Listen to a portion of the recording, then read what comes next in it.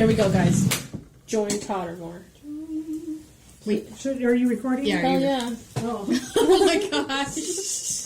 Always. It's always a surprise. I don't know why you guys don't just expect it. No. Just always assume you're under surveillance. Welcome to Thunderwudgie. It's another episode with your friendly neighborhood Reese. Reese! Did you want to try that again? Nope. It's in there. Teej. I'm Annie, and we are going to have Reese take the Pottermore sorting hat quiz today. Why is that, Reese? Why are you taking the sorting quiz? Like you didn't do this 10 years ago? No, I did. Yeah, I thought you were a Slytherin. You don't want to be Slytherin. Alright, let's recap. During Pottermore's beta in the year 1987. Wasn't that when Harry Potter first went to school? 89. I don't know. Somewhere in the 80s. Someone check us on that. Yeah, tweet at us. Let us know the answer. Tweet at us at Thunderwudgie. This is Thunderwudgie. Singular. Yeah, singular. Yep. Okay, but in the beta version... Yeah. So in the beta version, I took the test and got Slytherin. And I felt secure in that revelation. Revelation? Yeah. Revelation. It wasn't a revolution. No, not a revolution yet. Not that a Slytherin wouldn't start a revolution. That's what I'm saying, it could be. Mm-hmm. And then, after I got... after the beta ended, I had to remake my profile. And I took the test again. Completely secure that I was going to be in Slytherin house again. And I got Gryffindor. It was devastating. Wow. And then I took traumatic. The Patronus test, and I got a Black Mamba, which is one of the most deadliest snakes in the world. So clearly I was meant to be in Slytherin, like the sorting hat said the first time. And Teej has asked me if I remembered my Pottermore password, and I said absolutely not. And we discussed how you can... Scar voice. We discussed how you can remake your Pottermore profile. So I'm about to remake my Pottermore profile, and we're going to see which house I get sorted into this time. Everyone... I'm waiting with bated breath here. That we get Slytherin. Because that's going to be What's going to happen if you're not a Slytherin? I'm not going to pray for that. I'm going to pray for you to be sorted to turn out the way that it should be. Yeah. That Lord's will be done. Rude.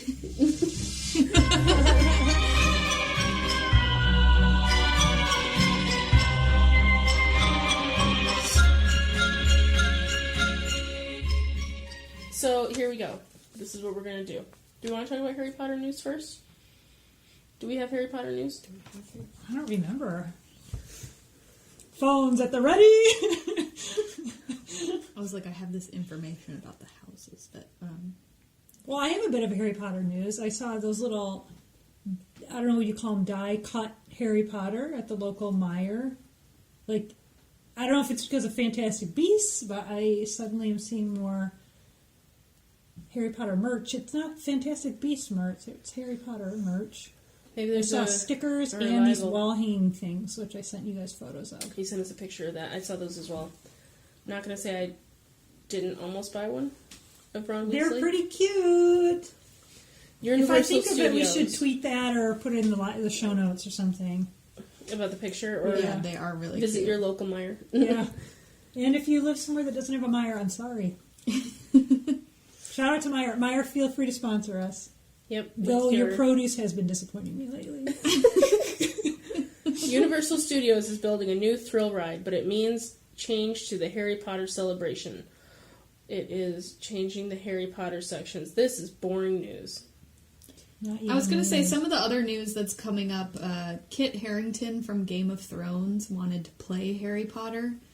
And that's pretty much all the article says. That he's a big fan, like we all are, and wanted to play. Well, great. Congratulations. So many of us wanted to be in that movie, too. Yeah. Who would you guys have wanted to be if you were in that movie? Lavender Brown. Wow, you knew that so straight Now out. I've thought about it. Clearly. All right, what about you, Teej? I have no idea. You haven't been fantasizing about No, this since it you never saw the occurred to me even to movies? think of it. Yeah. I mean, it would be funny to play like Trelawney or like McGonagall or somebody like that, you know? I was gonna say just that, the outrageousness of Trelawney, or with McGonagall, like turning into a cat, or just be. I mean, but they picked the best person to play her. Yeah. Little Dame Maggie Smith. Well, and then wasn't Trelawney played by Emma Thompson. Emma Thompson? So yeah, because we watched Sense and Sensibility. Yeah, and there's Oh, what a great film. I love that Emma movie. Thompson is a Alan gift. Rickman and The rest of the cast of Harry Potter and Sense and Sensibility. right. Watch it if you haven't seen it. Because Umbridge is in that also. Yeah, Oh no! she is. Never watching it again. She's hilarious. Yeah. Kit Harington is way too old to have played Harry Potter. It wouldn't have made any sense at all. It would have been ridiculous. I don't It's even like, know who I'm that 18 is. and I'm playing an 11-year-old. Like, he just also, to me, like, and I mean, I guess it's just what he plays now, but he's this kind of like, he's supposed to be like good looking and whatever, and I don't know, that's not how Harry is described. It's just kind of awkward. And stuff. Yeah, and I feel like, I don't know. So I was about the same age as the actors when the movies came out. Same. And so it was, again, they were believable. And I remember thinking at the time, you were like, oh, this person's kind of cute or whatever. I loved Oliver Wood. But it's just funny now as an adult, like looking back and watching the movies, I'm like, they're so young. They're so little. Yeah. Who would you be? I think if I had answered this at the time when it came out, I would have, even though she was annoying in the first one, I kind of loved Hermione because, again, that just her intelligence, and she was the one who really kind of held her cool in these situations. Now, reading back the book, she's the one who always kind of saves the day, even more than Harry, I would say. Yeah. But let's see. I always thought it'd be kind of fun to be in the later books, someone like Tonks or one of the kind of Dumbledore's army type people that what's the Order of the Phoenix, the adult ones, that just kind of bring in something cool. I wish, though, we've talked about before on this podcast that they don't go into Tonks' story enough. Like it would be cool to know more. Yeah. I think it would be fun to be a bad guy too, like Bellatrix or something like. Yeah, I think that would be. It'd be interesting. I don't know how good I would be playing at Bellatrix, but. Or Winky. Yes. Well, we know that I can't be Dobby. Because I don't have the voice down, but. They would just have to like auto-tune that or something. You'd be fine. Wow, lavender brown though, huh? Yeah, I love that. Just because you wanted to make out with what's his face? What? No. Yes. Yeah. That's so funny. Verifying my email now to the Pottermore business. Mm-hmm. Yeah, they have a lot of barriers. They really want to make sure you're Committed. Yeah. No fake emails for them. I feel like there was something I was going to say when you were talking about the character thing, and now I can't remember what it was. It's like it's hard. There's so many ideas flying around. There's so much creative energy in this room that it's hard to keep track of. I was going to say there's creative energy and also nervousness right now. I really think I see Teresa's foot is bouncing. She's just. How dare you? Yeah, the only nervousness I'm wondering is like, will my computer make it? Because it's old. It gets it freezes. And I hope you're not like one question away from the end and the thing doesn't crap out. Oh, I'm fine. It is old. Ooh, girl. It's last leg. Yeah, I mean, it's 4.5 years old, I think. Yeah, it's been on the struggle bus for quite a while, and I've been meaning to upgrade, and that hasn't happened. The sorting ceremony. Answer truthfully. After all, the hat's decision is final. Now I'm nervous. Yes.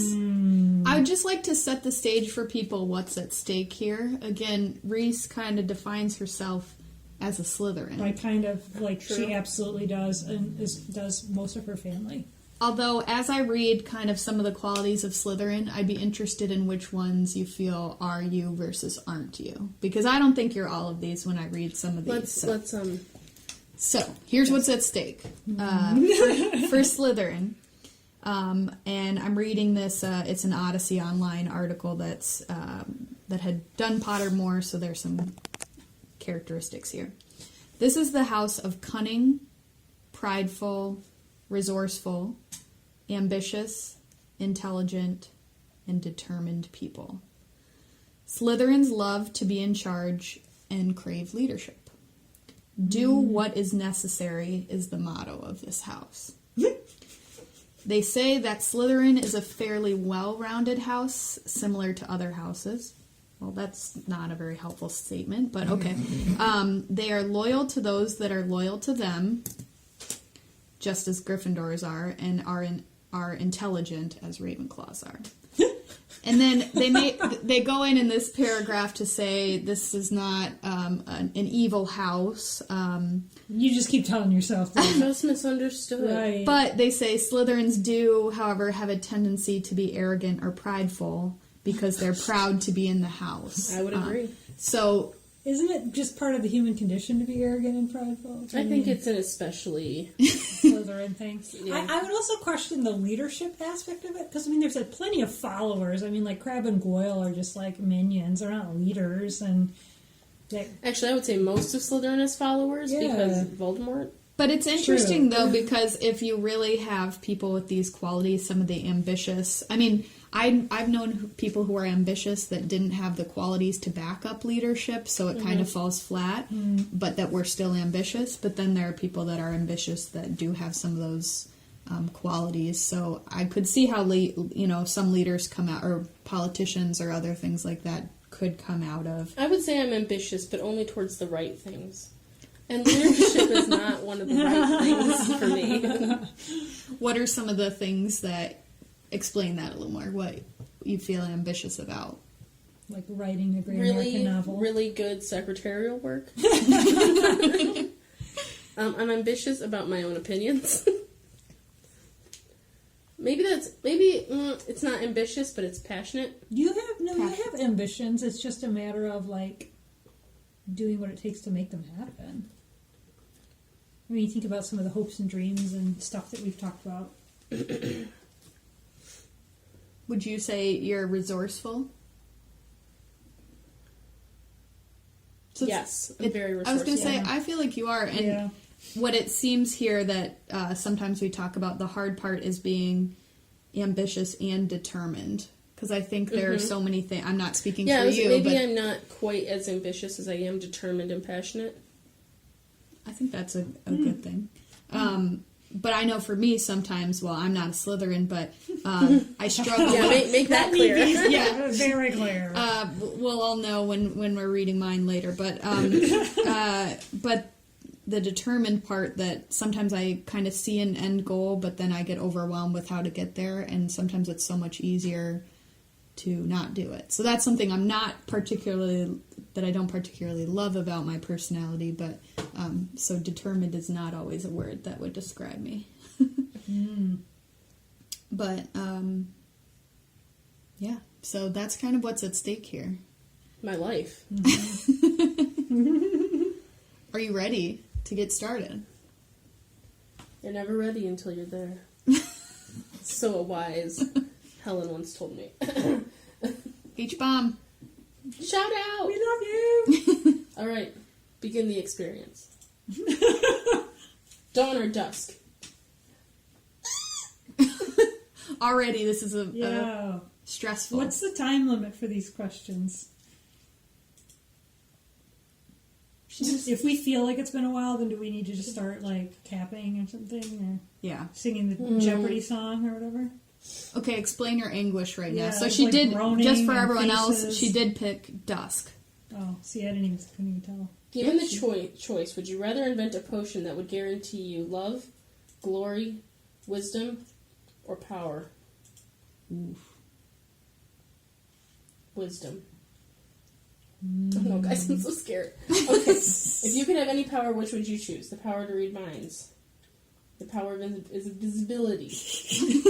I'm not drunk. The power of superhuman strength. The power to speak to animals. The power to change the past. The power to change your appearance at will. Okay, I can't be stressed. You guys need to fill in the time. Okay. Because, oh my gosh, I'm feeling under pressure. You're good. We're going to give Reese a little break here. So in this article, I'm going to read a couple other houses that may end up being Reese's, but Stop it! No, I'm just kidding. So my house, as you guys have heard me talk about before, is Hufflepuff. And Teej, would you like to read it? Sure. So I could get really excited and pro Hufflepuff here. Express your Hufflepuff pride. This house values hard work, dedication, fair play, patience, and loyalty. Yeah, those describe you. Hufflepuffs are known for being just and true. I absolutely agree with that. Aww. Do what is nice is their motto. Annie is very nice. I was going to say that motto of sometimes it can be borderline bad thing. I think do what's nice. I feel like I can be more patient with people, but then sometimes there are times where I need to be a little more assertive, so that's something I'm working on. But yeah, so that absolutely. And it can be hard to like address things if you're trying to be nice. Yes. Like tackle the icky, because sometimes confrontational stuff. Yeah. So that really does describe me. Mm-hmm. Hufflepuff is known as the nice house and believes strongly in sparing people's feelings and being kind. There you go, just like what we said. This is not to say Hufflepuffs aren't smart or courageous. They just enjoy making others happy and tend to be more patient towards people. If you find you are too nice for your own good and cannot bear to hurt someone's feelings, congratulations, you're a Hufflepuff. Woohoo! Well, I don't know. I mean, do you think that's true? Like, I mean, some people just... I don't know. I think that can be kind of a common trait for people. I mean, just like what I was thinking about with some of the Slytherin stuff. I mean, I think we all have a tendency toward pride. Not that maybe some people don't struggle with that more than others, but the same with being nice. I think a lot of times it's easier to just be nice and not make waves. And I think it also really depends on the situation you're in, whether you're at work or you're with someone that you don't see that often. I feel like it's definitely easier to just kind of be nice and let it go, where obviously the people that you're closer to, if, you're a little bit more honest with. But, so, I mean, in every one of these houses, I think there's kind of a underlying issue that I think we all really do struggle. Oh my god! Oh no! You did that really quickly. It didn't give me as many questions as I thought it was going to give me. It knew. Reese, That's what's not happening fair, right now? guys? Oh no! That's it. Podcast is over. I'm done. Never again.